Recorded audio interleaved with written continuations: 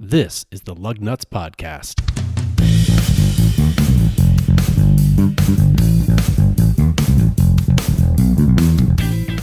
Hey folks, welcome back after a 1-week hiatus for the show. Happy holidays to everyone.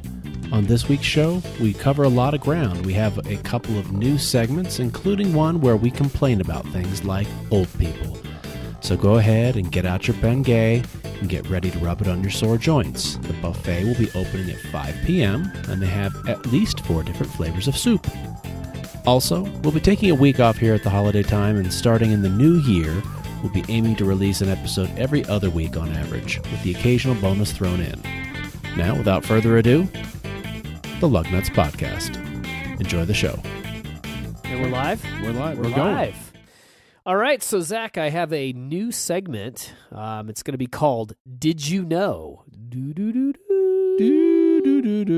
Okay, That's our really lame attempt. Well, it's low budget. It's budget appropriate, maybe. Yeah, but budget appropriate. Those are copyright-free sounds. We don't have to worry about it. Did you know that Infiniti is the first automaker to come out with a variable compression ratio engine? I did not know that. Yeah, so this is pretty cool. So I guess a lot of car manufacturers have talked about this because the problem is, depending on the situation that you're in, you may need a higher compression or a lower compression. But the problem is, every engine out there, it's static. You Right. have a 8.5 compression ratio, whether a 10.1 compression ratio. Anyway, you're stuck at it because it's static. Right. Well, this engine actually can change the compression ratio. What? Yes, which I think is pretty cool. And for our listeners who are not real car geeky, basically the compression ratio is how much space is at the top of the cylinder between the top of the piston and the cylinder head. How much it squishes the air, basically, Exactly. Right? So the problem when we've moved into these forced induction engines, specifically turbocharged engines, which the 2.0, the 2-liter displacement is kind of the go-to now. It's like the sweet spot for forced induction engines. But the problem is, you can't have a super high compression ratio and a really boosted engine because that's going to cause problems. It will blow up. It will blow up. So there are times when if you have a lower compression ratio, but you're hitting the engine pretty hard with that boost, you're okay. But then when you're at cruising speeds and you don't want quite as much boost, but you still want more efficiency, you have a higher compression. So the main advantage of higher compression is higher efficiency. Exactly. Yes. Yes. Which also tends to require higher octane fuel, does it not? It does. It does. To prevent engine knock. Ping. Exactly. And I don't know the details. I'm guessing you still have to use premium gas with this. But it is going to be in the 2019 QX50. Infiniti, which is a good-looking SUV, sporty.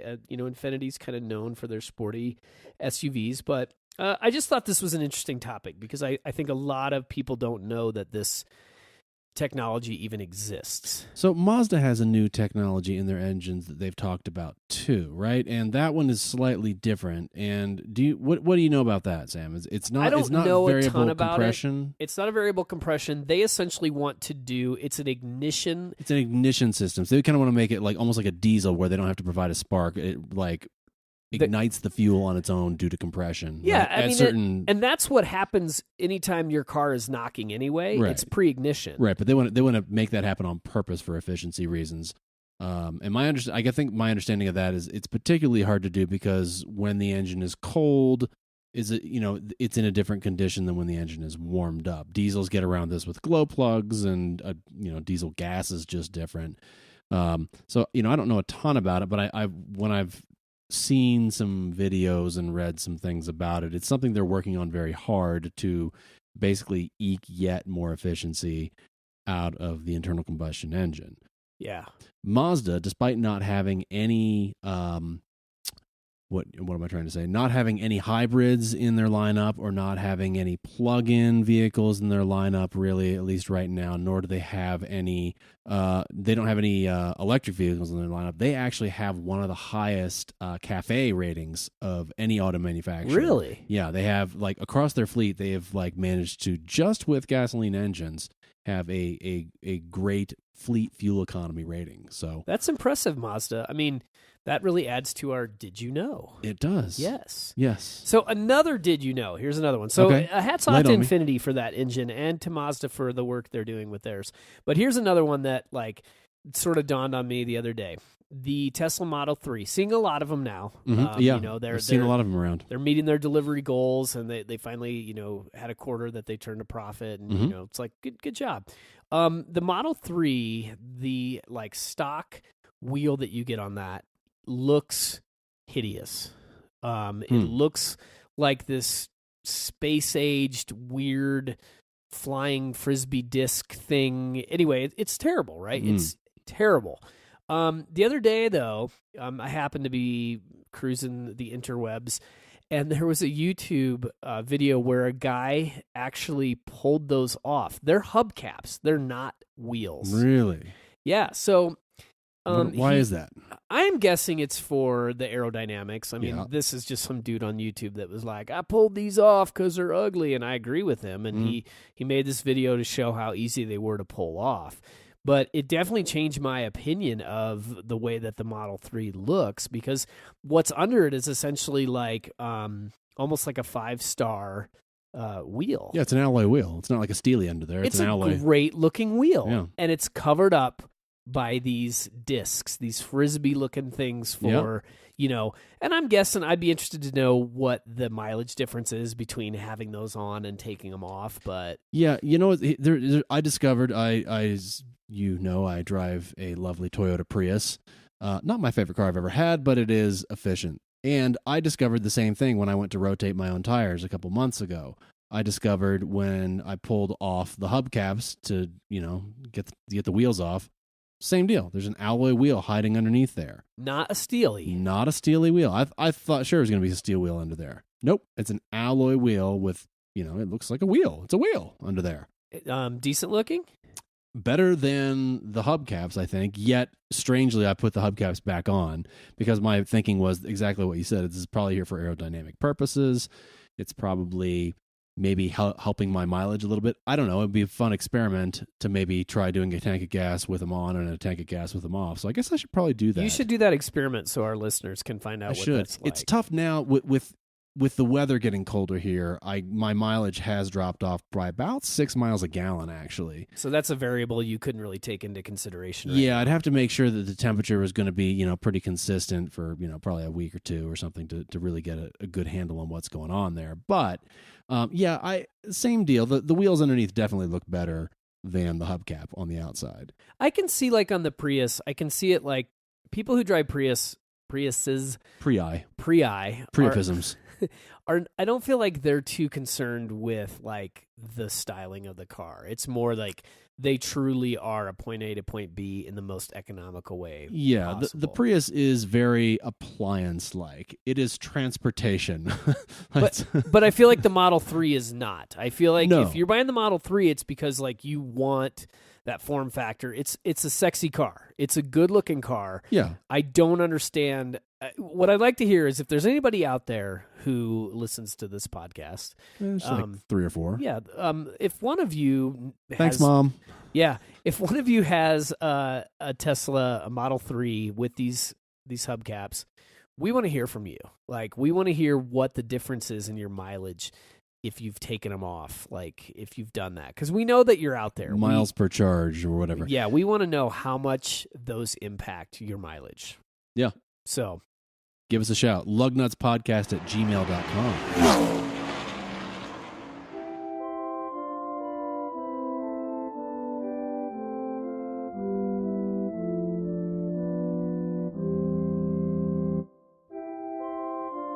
It's time for car confession, Sam. It's a lot of vocalization we've done so far. Okay, so a couple weeks ago, forgive me, Sam, for I have sinned automotively. A couple weeks ago, I was down in the city, and a car pulled up next to me. I don't want to say necessarily what the car was. Subaru WRX. It probably was a WRX. And it pulled up next to me, and it had on the walls of the tires had white lettering. And I don't know. I thought it looked super cool, man. Wait, back up.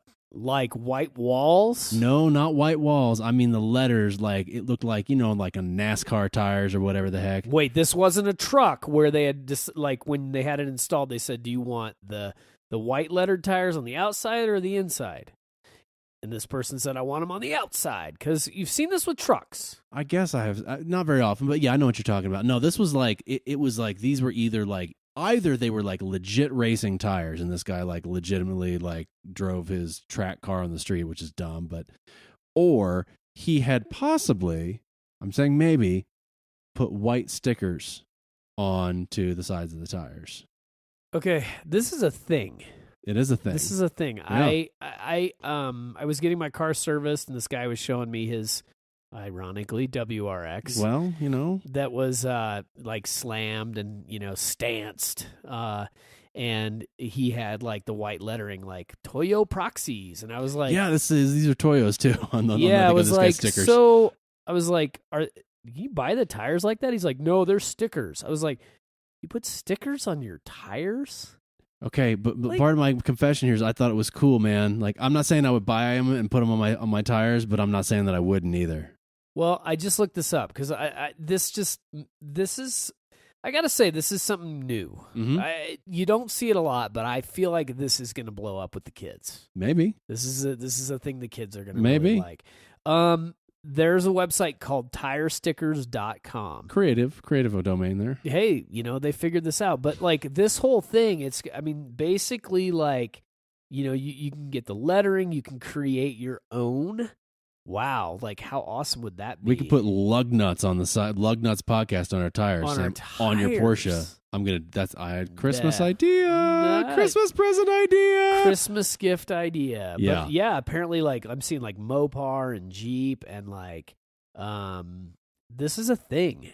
Like this is a thing. So you could. Here's my thinking out loud too. You could get some like really cheap, crappy tires, and then get some stickers, and then make them spell out a better tire. And you know what that is? That's a free tire upgrade right there. Yeah. I mean, because if you can go faster, I bet. Yeah, if you got some basic, like, generic, janky tires, you could put Michelin on the side. You sure could. And does that make them perform as well as Michelin's? Definitely. Yeah, I think so. Wow. Just because of the sticker. Yeah. I mean, that changes the rubber and everything else. Disclaimer, it doesn't actually. We know that. Please don't sue us.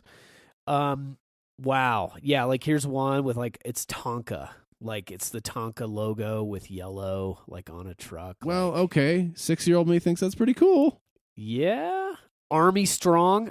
There's Army. There's there's some various armed forces ones there, right? I mean, okay, people. So do they have ones that, like, let's talk about, do they have colors other than white there on tire stickers? Yes, it looks like there's yellow.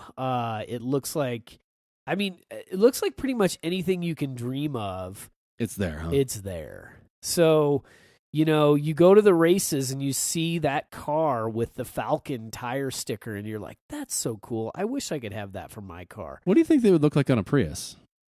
Pretty tight, huh? That'd be pretty sweet. Pretty tight. You should get something that is like a real off-roady one, though. You should get like BF Goodrich, like Mud TAs or something. Yeah, totally. Put them on the size of my like low rolling resistance Bridgestones or whatever. Yeah, and then I feel like you could take your Prius off-road then. I think so. Why should the Subaru guys have all the fun with this? Exactly. I feel like I need to spice up the Prius owning community. Well, and get some tire stickers. Speaking of Subaru, okay, I'm ready for my confession. Okay, I'm ready to listen. I'm a fan. I'm not going to lie to you. I'm a fan of the Crosstrek, the Subaru Crosstrek. I do like that car. Okay, I get that it is just a jacked up Impreza. Okay? Yeah, it's got great ground clearance. It's a lifted Impreza. We've driven one with a manual. It's kind of a dog. The CVT, not a bad car. But here is what makes this a car I would possibly own in the future. Mm-hmm. Okay. What? They are doing a plug-in hybrid. They are, as recently announced, isn't it? It is. So for 2019, sometime in 2019 or the 2019 model year, we're going to see the Subaru Crosstrek plug-in hybrid. Now, here's some exciting news. Mm-hmm. The powertrain for this is coming from another manufacturer. I think I have a guess. Go ahead and tell us. Who does plug-in hybrids now in the US of A? Toyota? That is correct. So this is why I think this is going to be good, because Toyota's got it figured out. They've got it dialed. They've got the Prius dialed. Whether you love it or hate it, from the standpoint of being a plug-in hybrid, they've got it dialed. Yeah, they've got that figured out. And Toyota, I think, owns a 15% stake or somewhere around there in Subaru. So it makes sense for them to kind of share this technology with them, of course. So this is pretty cool. Plug-in hybrid, hence the name. Subaru is right now claiming about 17 miles of all electric.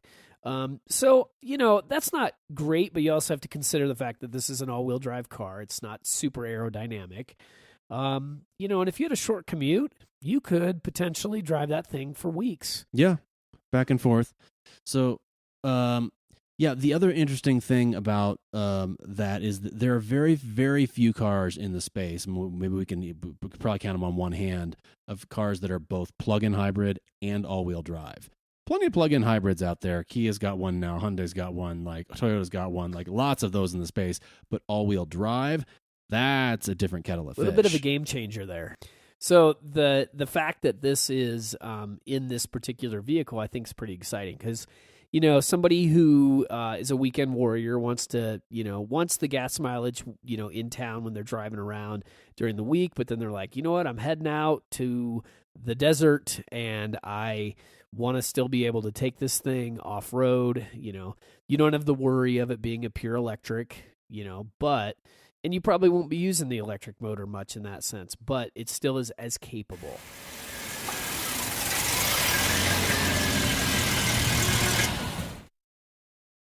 Sam, rant.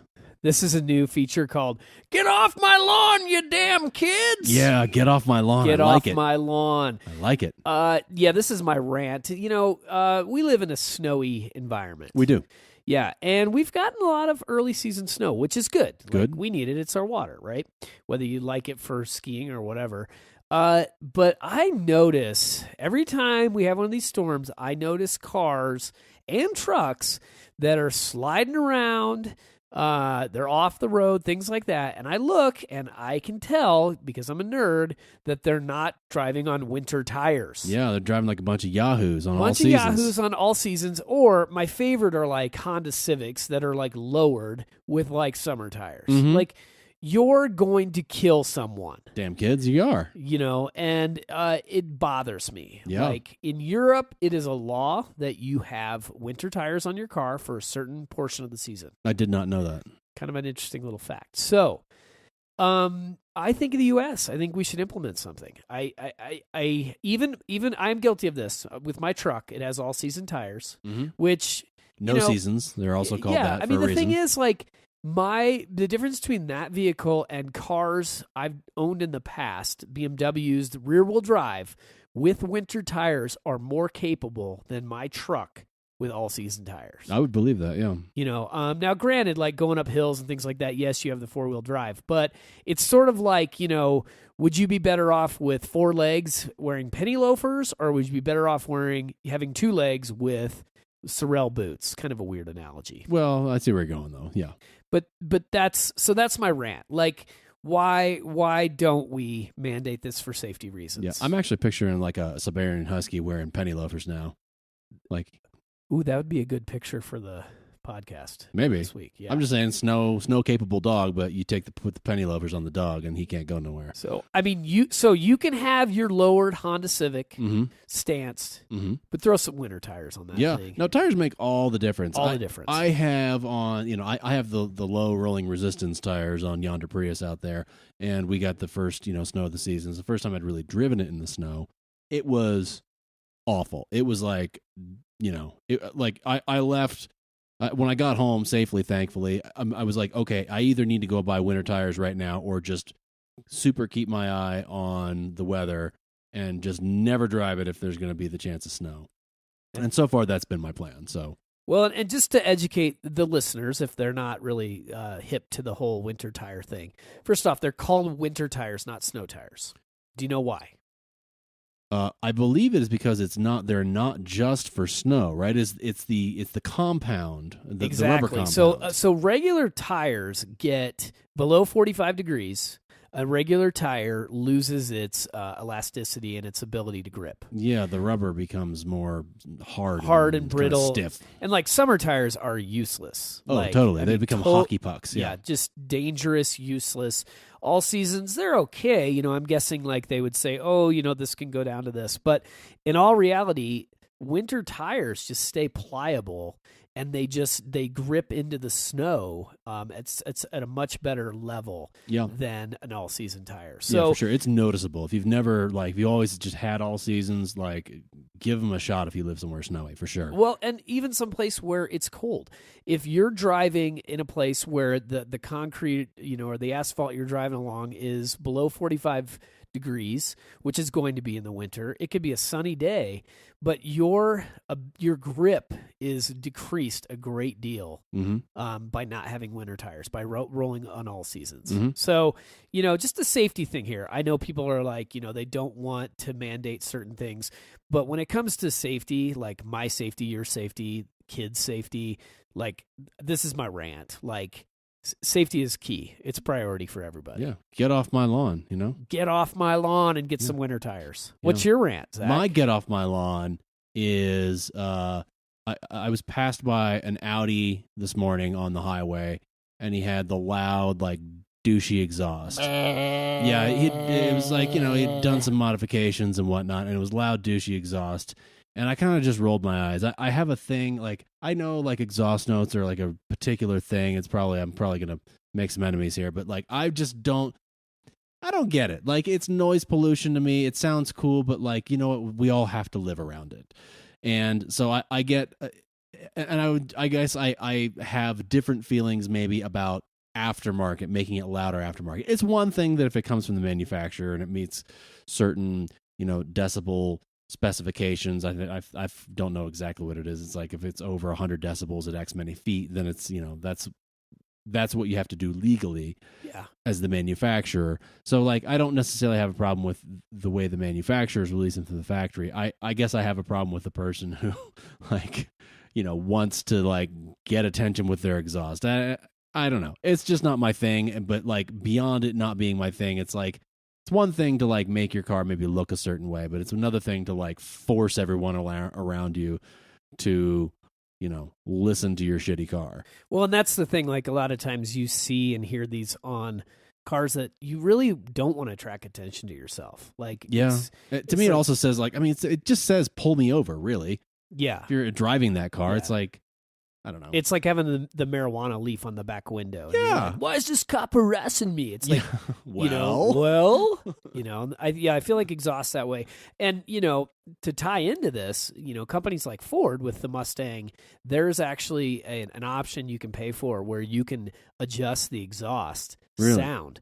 So, you're leaving early in the morning and you don't want to wake up all your neighbors. So there's an actual setting on the exhaust. Like the kindness to neighbors setting. Pretty much. Yeah.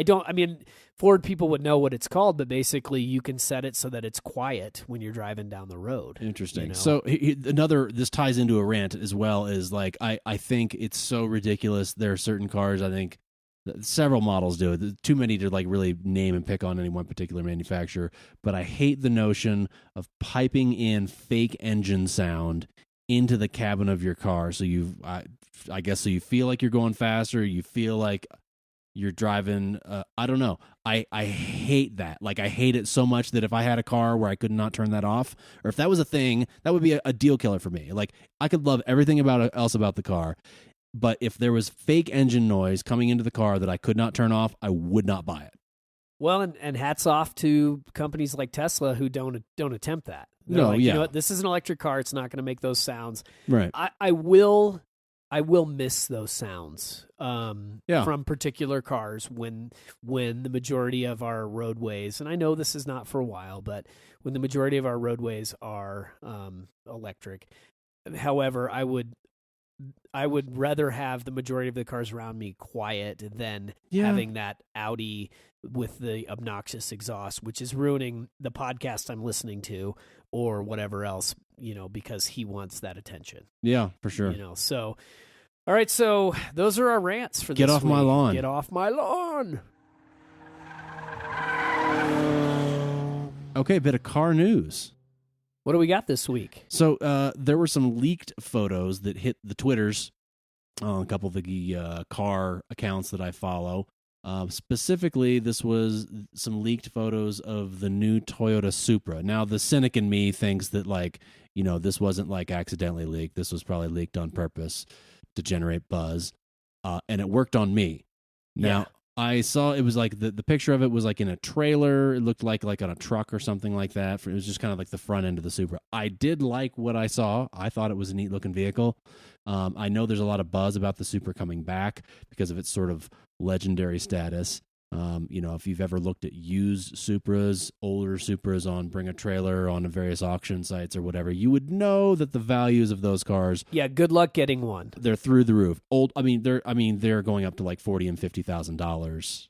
Yeah, for a car that at the time was ahead of its game. Yeah, like it was super advanced. It was cool looking. Mm-hmm. But I think what's thrust that into the spotlight lately is movies like The Fast and the Furious. Definitely. And I think the enthusiast crowd also kind of figured out, probably through that as well. I think one of the attractive things about it was the older ones, at least, the engines could handle a tremendous amount of boost. So people would get a hold of these and do all kinds of crazy stuff that you wouldn't necessarily be able to do with a normal engine block. And there you go. Then they would. Well, Toyota CEO wants to bring back a sports car, like an enthusiast vehicle. Yeah, like they know that, like, Toyota, while being one of the best sellers in the United States and the world, makes reliable, great cars. They don't have a car right now that is a super high performance vehicle. Yeah, they don't have a higher end sports car. There's the 86, right? But that's which is, I'm sure, a blast to drive. I haven't personally driven one, but it's not. It thrives more in its driving dynamics than its pure like acceleration and horsepower. Yeah, and the Supra is a good car. So it looks like it's a cool car. It was developed in conjunction with BMW. And from some of the things I've read and some of the BMW people I've talked to, essentially Toyota wanted a new Supra, and BMW wanted some of Toyota's technology as far as their hybrid technology or their electrification technology. Okay. So this is sort of a win for both. BMW designed the new Z4, and the Supra is essentially the sister car to it. Okay. So do they look similar exterior wise, or I they haven't seen do pictures? look similar. They do look similar. The Z4 has its traditional BMW things like the kidney grille, things like that. But form factor, they look very similar. Okay, interesting. So another little interesting tidbit that, since you talked about that, BMW has verified, as has the company that's building it. They're actually going to be built. BMW's outsourcing the production of the Z4. What? Yeah, so they're actually going to have it. It's going to be built at a plant in Austria. It's a company called Magnasteer. I'm probably saying that wrong, but anyway, this is where the Mercedes G-Wagon is built. Oh, the Austrians, which I thought was really cool, right? So they're going to be building these two cars. Essentially, they're contracted out, because BMW does not sell the Z4 in high volume. And from somebody at BMW, they basically said to me, like, BMW likes the idea of a Z4 and they want it, but they know it's not a big seller. Yeah. So by doing this deal with Toyota, they were able to develop this car, which is going to fulfill a niche. They don't have a Roadster right now. Right. And then they're going to get some of the technology things from Toyota. So, but it's just some interesting stuff, like the fact that, it's not going to be built by BMW. It's going to be, contracted out essentially. So you had some speculation the other day as well that you think that maybe the Supra, because the new Z4 is only going to be an automatic, you had speculated kind of to me out loud that you thought maybe it's possible that the new Supra will only be an automatic. Do you think do you still think that? The thing, all the things I've read is it's kind of back and forth. I think they're being pretty coy about it. Yeah. I would be surprised if they had a manual, only because of if they've developed this automatic, which is awesome, I mean, or a dual clutch or DSG or something. It's not even, it's just the ZF. It's the ZF transmission, but it's so it's just a traditional slush automatic. box. Yeah. Really? But, it's an 8-speed, and they're super intelligent now. It's not like an older automatic transmission. I mean, these transmissions are getting really good. Yeah, for sure.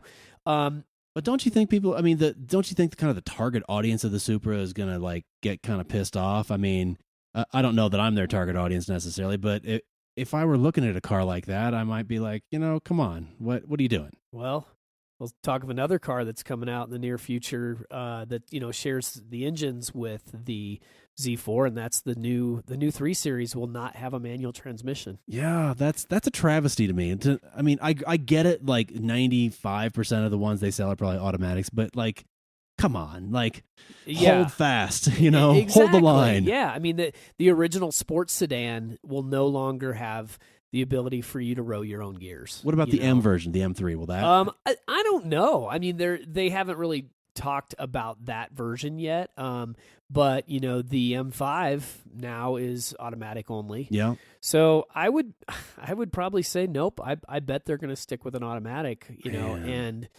And I mean, let's just be really clear. These new automatics are fantastic. Yeah. Don't get me wrong. Yeah, they're good. But for an automotive enthusiast, even somebody like my dad who is 70 years old, and my dad would not buy he will not buy the Z4, even though it's good looking, because there is no option for a manual. That's a deal killer for him. Yeah. And I might even think if I lived in Los Angeles or something where I had to sit and stop and go traffic all day, you know what? I'd probably be like, it makes more sense for me to have an automatic. I'm sit in traffic 2 hours a day. It's just more comfortable. Yeah. I get both sides of the argument, but it's that number of manual transmission options out there is dwindling by the day. Yeah.